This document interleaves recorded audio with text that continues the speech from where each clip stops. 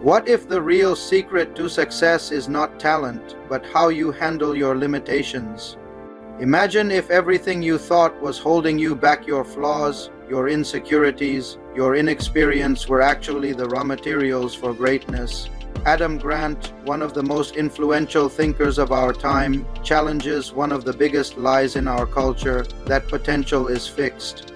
In Hidden Potential, he reveals that greatness is not about who you are today, but how far you are willing to grow tomorrow. The central idea of this book is stunningly simple yet deeply profound. Your potential is not predetermined. It grows through character, motivation, and environment. Grant takes you on a journey through science, psychology, and real-life stories to prove that anyone can achieve greater things if they learn how to get better at getting better. Each chapter uncovers a hidden layer of human growth, from embracing discomfort to building systems that elevate everyone around you. Chapter 1: Creatures of Discomfort. Have you ever wondered why some people keep improving while others plateau? The answer lies in how they deal with discomfort. Most of us run away from struggle. We prefer comfort zones because they feel safe. But as Adam Grant explains, growth and comfort cannot coexist. Every person who has achieved mastery, athletes, artists, entrepreneurs, shares one trait: they deliberately put themselves in situations that stretch their limits. Grant calls these people creatures of discomfort. They see failure not as proof of inadequacy, but as a sign that they are exploring the edge of their potential. He cites research showing that when you practice at the edge of your competence, where you make mistakes but learn quickly, your brain literally rewires itself faster. This is called productive discomfort. It is the state where frustration meets learning. Think about it like this: if life feels too easy, you are probably not growing. But if it feels challenging, awkward, or even a bit painful, congratulations, you are evolving. One of Grant's key insights is that talent matters far less than consistency of discomfort. Even short, repeated bouts of effort outside your comfort zone compound into massive progress over time. But here is the twist: discomfort alone is not enough. You must also create an environment that encourages you to stay in the struggle. That might mean surrounding yourself with people who challenge you instead of comforting you, or setting goals that make you stretch rather than succeed easily. So when you feel resistance, that inner voice that says this is too hard, remember this: the resistance is the signal. It means you are standing at the doorway of your next breakthrough, because your potential does not hide behind your strengths. It hides behind your struggles. But how do you actually learn faster once you step into that discomfort? In the next chapter, Adam Grant uncovers the mindset that turns you into a sponge, someone who absorbs knowledge, adapts rapidly, and transforms every experience into growth. Chapter 2: Human Sponges. Have you ever met someone who seems to learn anything, anywhere, from anyone, as if their brain absorbs lessons like water? These people are what Adam Grant calls human sponges. They do not simply learn, they collect experiences. They treat every conversation, every mistake, and every challenge as a chance to expand what they know. Grant begins with a fascinating insight. Learning is not about IQ, it is about curiosity quotient. People with high CQ approach life like detectives, always asking why. And what can this teach me? They are not afraid of looking foolish or being wrong, because their focus is not on proving they are smart, but on becoming smarter tomorrow than they are today. He tells stories of world-class performers who built their edge by being relentless observers. Instead of chasing praise, they chased patterns. They watched, listened, and reflected more than they talked. Every situation, good or bad, became data for growth. Here lies a hidden truth: you cannot pour new knowledge into a full cup. The reason so many people fail to grow is not lack of opportunity, it is mental arrogance. When you think you already know enough, you stop learning. But when you stay humble enough to learn from everyone, even those beneath your skill level, your potential compounds quietly in the background. Grant calls this mindset intellectual humility. It is the willingness to say, I do not know yet. That single word yet changes everything. It turns ignorance into invitation. And there is science behind this. Studies show that people who actively reflect on what they learn each day, who pause to ask, "What did I do well? What can I do better?" retain up to 30% more information and improve their skills faster. So being a human sponge is not passive absorption, it is active reflection. It is noticing, recording, questioning, and connecting ideas across experiences. Grant also notes that real learning thrives in environments of psychological safety, places where you can make mistakes without judgment. In teams, classrooms, or workplaces, when people feel safe to admit ignorance, curiosity explodes. The best leaders, therefore, do not demand perfection, they model learning. So, how can you become a human sponge? Start by entering each day with the mindset that every person you meet knows something you do not. Ask questions instead of making statements. Write down insights the moment they occur. And most importantly, never confuse knowledge with wisdom. Knowledge fills the mind, wisdom filters it. When you live like a human sponge, every drop of experience enriches you. You do not just grow, you evolve. But here is the paradox: while learning from others is powerful, your real transformation begins when you embrace your imperfections. In the next chapter, Adam Grant reveals why the most successful people are not the flawless ones, but the imperfectionists who turn their flaws into fuel. Chapter 3. The Imperfectionists. What if perfection is the enemy of potential? We are raised to believe that greatness belongs to the flawless, those who make no mistakes, who always have the answers. But Adam Grant flips this belief upside down. He reveals that true growth does not come from perfection, it comes from imperfection. He introduces us to the imperfectionists, people who view flaws not as failures, but as fertile soil for development. These individuals understand something most people overlook. The road to mastery is paved with missteps. Think about it: a child learning to walk falls thousands of times before taking a steady step. A musician hits wrong notes before finding harmony. Yet as adults, we become terrified of error. We hide our flaws under the mask of confidence, fearing that imperfection equals incompetence. But Grant argues that imperfection is your greatest advantage if you know how to use it. He shares psychological research showing that when people openly acknowledge their mistakes, they actually increase their credibility and likability. This is known as the pratfall effect. Why? Because vulnerability makes you relatable. It transforms perfection from intimidating to inspiring. Imperfectionists do not chase flawless execution. They chase continuous correction. They see every mistake as a message, every flaw as feedback. Their mantra is simple: fail fast, learn faster. Grant also dismantles the myth of the natural genius.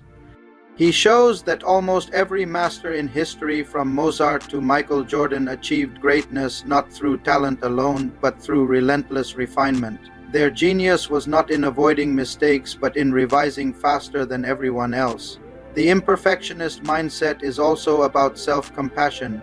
It means speaking to yourself as a coach, not a critic. Instead of saying, "I failed," you say, "I am learning what works." Because when you stop punishing yourself for imperfection, you create space to grow beyond it. And here is the paradox: the more comfortable you become with imperfection, the more capable you become of excellence. So do not wait to be perfect to start. Start and let the process perfect you. Your rough edges are not weaknesses to hide. They are proof you are still sharpening your potential. But if embracing flaws is the foundation, how do you sustain the grind, the repetitive, unglamorous daily effort that growth demands? In the next chapter, Adam Grant reveals how to transform ordinary routines into engines of extraordinary progress. Chapter 4. Transforming the daily grind. Have you ever felt trapped in routine, doing the same things day after day, knowing they matter but feeling uninspired? That is the silent struggle of ambition. You want progress, but repetition wears you down. Adam Grant calls this stage the daily grind, the repetitive cycle between effort and exhaustion.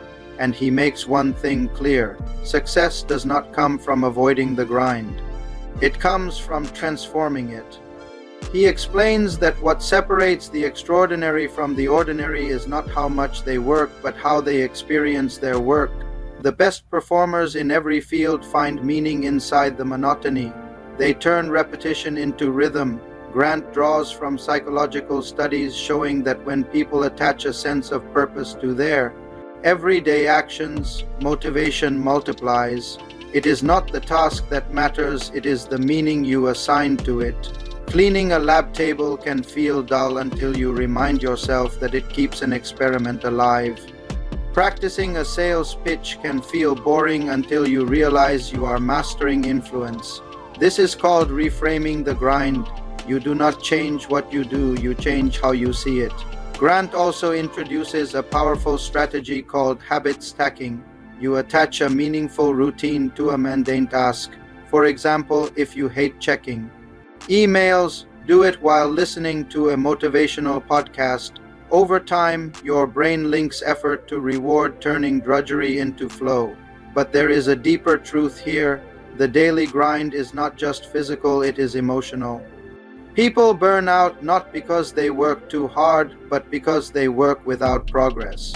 Grant says we can endure any amount of effort as long as we can see improvement. That is why you must design visible wins, break massive goals into micro goals you can actually complete each day. Progress becomes tangible and your brain releases dopamine that keeps you going.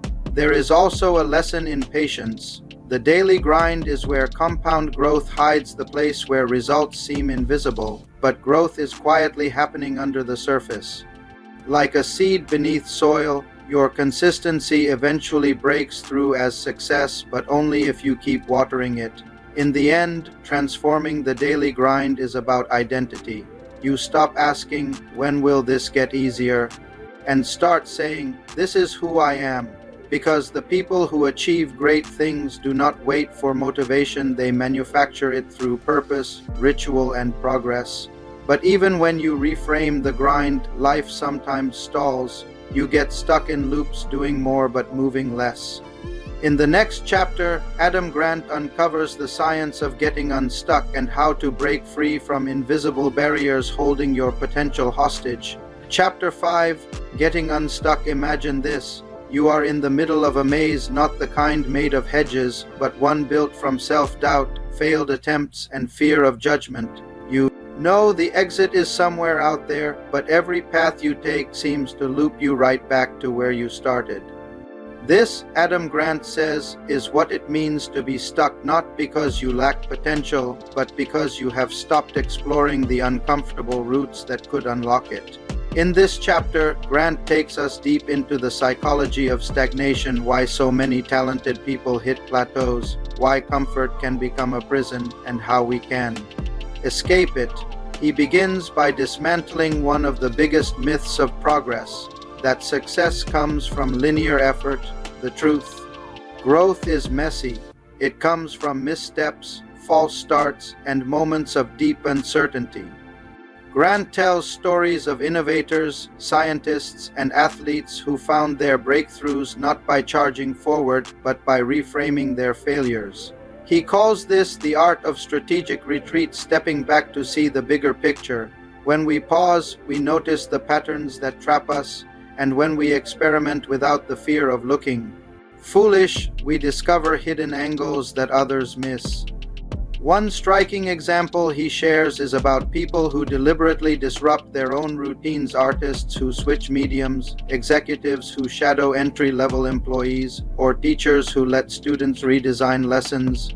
These experiments inject friction into the system, and friction, Grant argues, is the spark that reignites learning. He also introduces a powerful idea.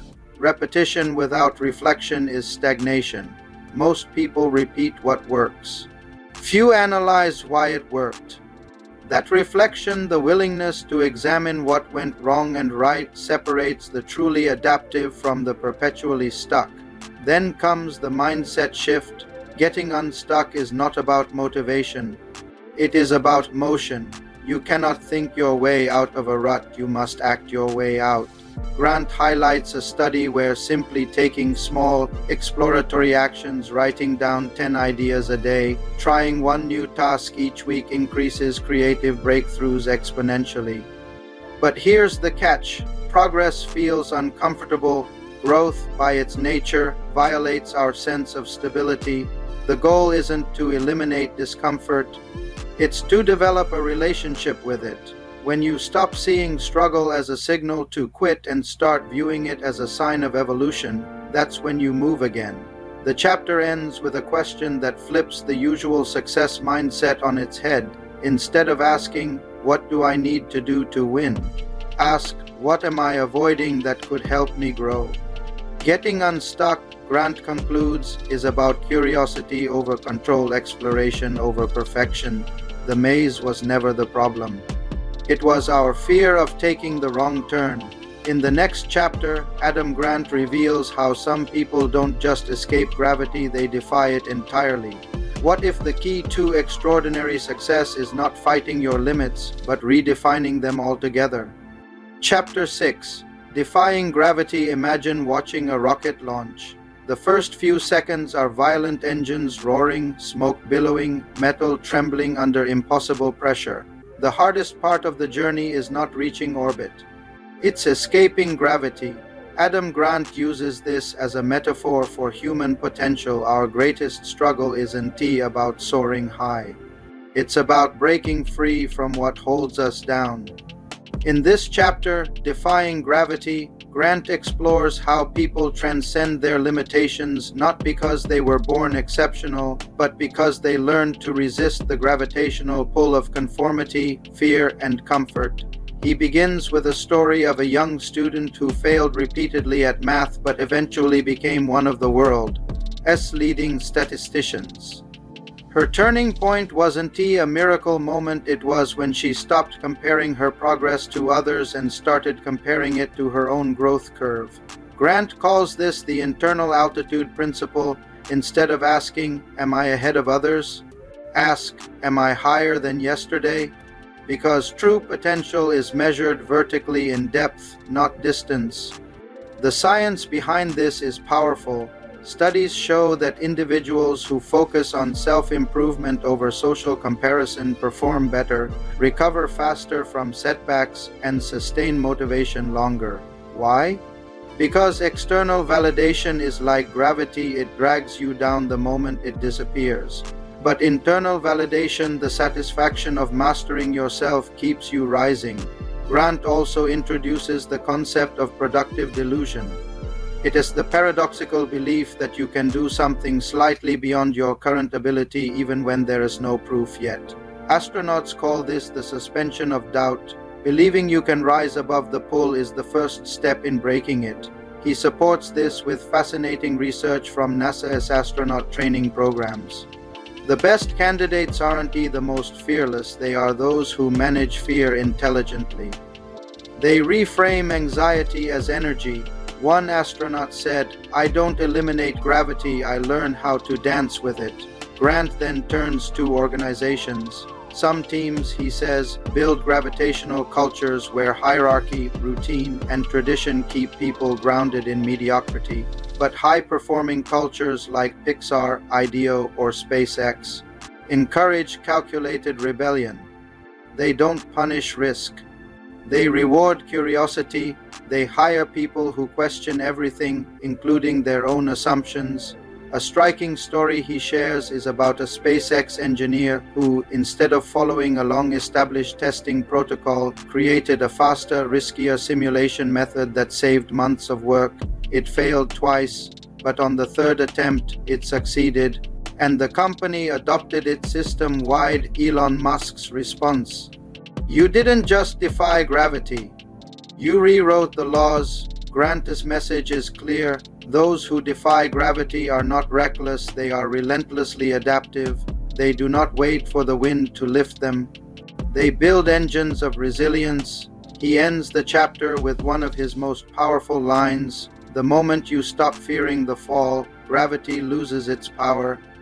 In the next chapter, Grant shifts focus from individuals to an entire generation, revealing how systems, schools, and parents can nurture the kind of potential that lets every child rise. What if the secret to future greatness lies not in testing intelligence, but in cultivating resilience from the start? Chapter 7. Every child gets ahead. Imagine a classroom where every child feels they can win not by outsmarting others, but by outgrowing themselves. This is the vision Adam Grant paints in Every Child Gets Ahead. The title sounds utopian, but Grant's point is sharp. Hidden potential isn't born unequal, it is developed unequally. He opens with a story from a low-income school in Chicago where students started years behind the national average. Instead of drilling test scores, their teachers introduced a radical idea: grading effort instead of intelligence. "You're not there yet" became their mantra. Within 3 years, those same students outperformed schools with double the funding. Grant calls this the power of yet, a concept popularized by psychologist Carol Dweck, but expanded here through fresh data. When children believe they can grow, their brains literally change. Neuroplasticity research shows that belief in improvement increases the brain's capacity to learn, the secret ingredient. Hope, not luck. Grant dismantles the myth of giftedness. He argues that labeling kids as smart early on can actually limit them. Why? Because when children start seeing intelligence as a fixed trait, they avoid challenges that might make them look less smart. But when intelligence is seen as a skill to be built, they chase discomfort as a sign of progress. He illustrates this with the story of Simone Biles, who as a child was often told she was too short and undisciplined to succeed in gymnastics.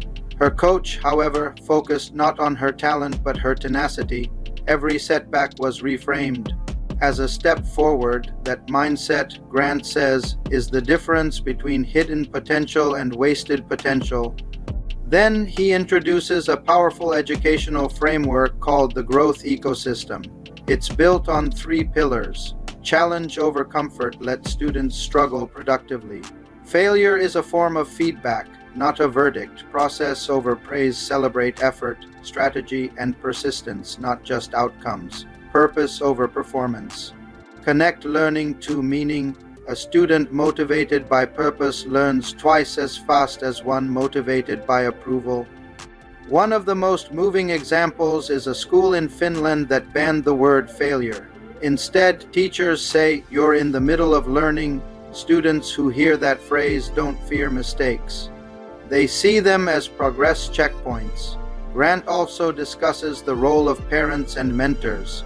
Many adults, he notes, unintentionally clip the wings of curiosity by overcorrecting, overprotecting, or overpraising. Instead, he urges adults to become launchpads, providing safety but encouraging takeoff. He ends the chapter with a profound reminder: every child can get ahead when we stop measuring who has first and start nurturing who is still growing. Hidden potential doesn't bloom in pressure, it blooms in permission. Permission to fail, to learn, and to rise again in the next chapter. Grant explores the world of mentorship and leadership, revealing how to uncover potential not just in children, but in everyone. It is a journey into the art of mining for gold, where leaders learn to see brilliance where others see only dirt. Chapter 8. Mining for gold. Imagine standing in a muddy river, sifting through gravel and sludge for tiny specks of gold. That's what uncovering hidden potential feels like: slow, uncertain, but unbelievably rewarding when you finally see the shimmer. In Mining for Gold, Adam Grant explores the art of recognizing talent where others see none and nurturing it until it shines. He begins with a striking story from NASA's astronaut selection process. One candidate stood out not because of his credentials, but because of his humility.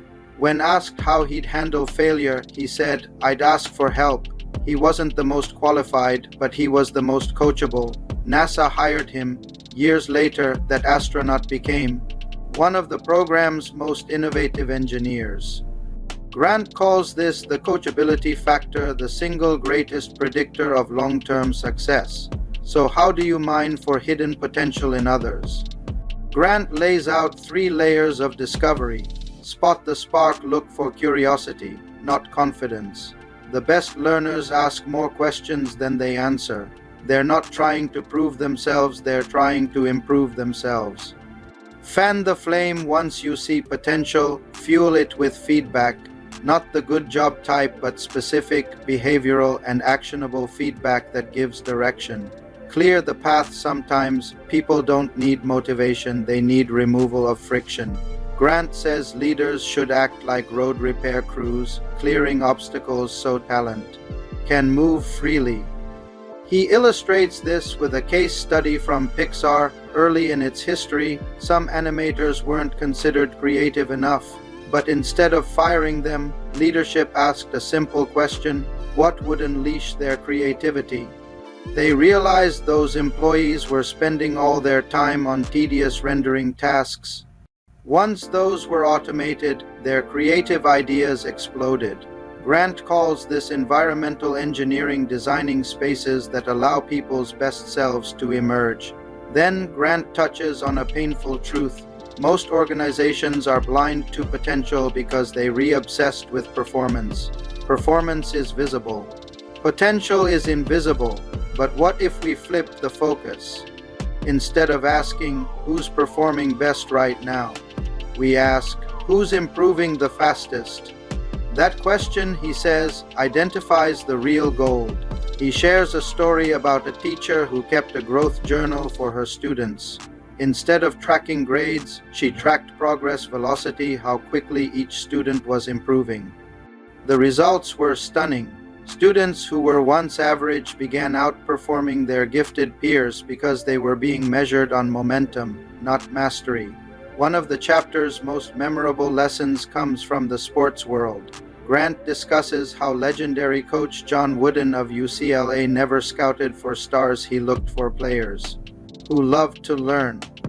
The moment you stop wanting to get better, Wooden said, you start getting worse. In leadership, the same applies. The best leaders don't just extract gold, they refine it. They invest time, patience, and belief until others see their worth too. Grant reminds us, talent is often invisible to the naked eye. You have to believe before there's proof. As the chapter closes, Grant turns the mirror back to us. Mining for gold isn't just about others, it's about ourselves. Hidden potential lives in everyone, but only those who keep digging will find it. The final chapter brings all the lessons together, revealing what happens when we stop chasing perfection and start embracing imperfection as the gateway to greatness. It's time to see how diamonds are truly formed, not by chance, but by pressure, patience, and persistence.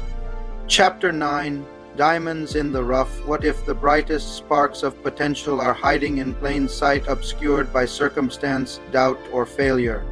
In Diamonds in the Rough, Adam Grant explores how the most extraordinary talent often comes from places we least expect, and how identifying it requires vision, patience, and courage. Grant opens with a compelling story of a janitor at a tech company who spent his evenings tinkering with electronics. No one noticed until a mentor recognized his curiosity and gave him access to tools and guidance. Within a year, that janitor developed a prototype that became a cornerstone product. Grant calls these individuals diamonds in the rough, latent talent waiting for opportunity and attention. The key lesson here is counterintuitive. Potential is often invisible because it is messy, unconventional, or slow to reveal itself. Traditional metrics, grades, certifications, early accolades rarely capture it. Instead, Grant urges leaders, educators, and even peers to focus on growth signs, adaptability, curiosity, persistence, and openness to feedback. He dives into fascinating research showing that people who start behind often outperform early achievers if they are given the right environment and encouragement. The reason? They build resilience, problem-solving skills, and self-awareness, traits early stars often skip. Grant emphasizes the importance of mentorship. True mentors act like jewelers. They polish, guide, and remove constraints without forcing conformity. They provide feedback, challenge assumptions, and create safe spaces for experimentation. In doing so, hidden potential transforms into visible brilliance. He also warns against biases that blind us to diamonds in the rough: first impressions, status, and social conformity. Grant explains how these biases lead organizations to overlook unconventional thinkers who may later become innovators or leaders. A critical concept he introduces is stretch opportunity.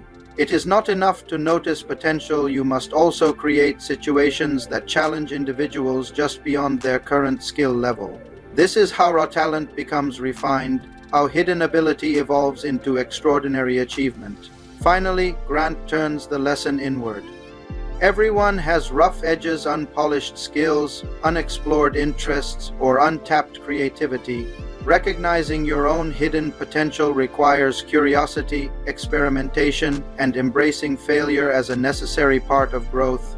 He closes the chapter with a striking thought: diamonds are formed under pressure, in darkness, and through patience. Your potential is no different. It waits for you to dig, polish, and reveal it. The journey of uncovering hidden potential in yourself or others is complete only when all these lessons converge. In the epilogue, Adam Grant ties the chapters together, revealing the overarching strategy to achieve greater things, no matter your starting point. Final thoughts. Hidden potential is not about talent alone. It is about how you respond to challenge, discomfort, and opportunity. Adam Grant takes us on a journey through human growth, from embracing discomfort, absorbing lessons like a sponge, and leveraging imperfection, to transforming daily routines, breaking free from stagnation, and identifying untapped brilliance in ourselves and others. The core philosophy of the book is simple yet profound. Your potential is not fixed. It grows when you stretch, reflect, and persist. Every chapter builds on this truth. Creatures of discomfort taught us to lean into struggle rather than flee it. Human sponges showed that curiosity, humility, and reflection are the real drivers of learning. The Imperfectionists revealed that flaws are not weaknesses, they are fuel. Transforming the daily grind highlighted that meaning and momentum turn repetition into mastery. Getting Unstuck reminded us that action and exploration beat waiting for motivation.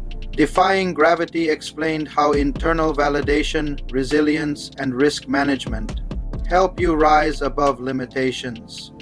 Every Child Gets Ahead emphasized that growth is cultivated through effort, purpose, and encouragement, not innate talent. Mining for Gold revealed the importance of spotting and nurturing potential even when it is hidden. Diamonds in the Rough proved that extraordinary outcomes often emerge from the most unlikely places, shaped by persistence and opportunity. In essence, Grant shows that potential is like a seed. It is small, invisible, and vulnerable, yet when nurtured, it can grow into something extraordinary. Here is the most important takeaway.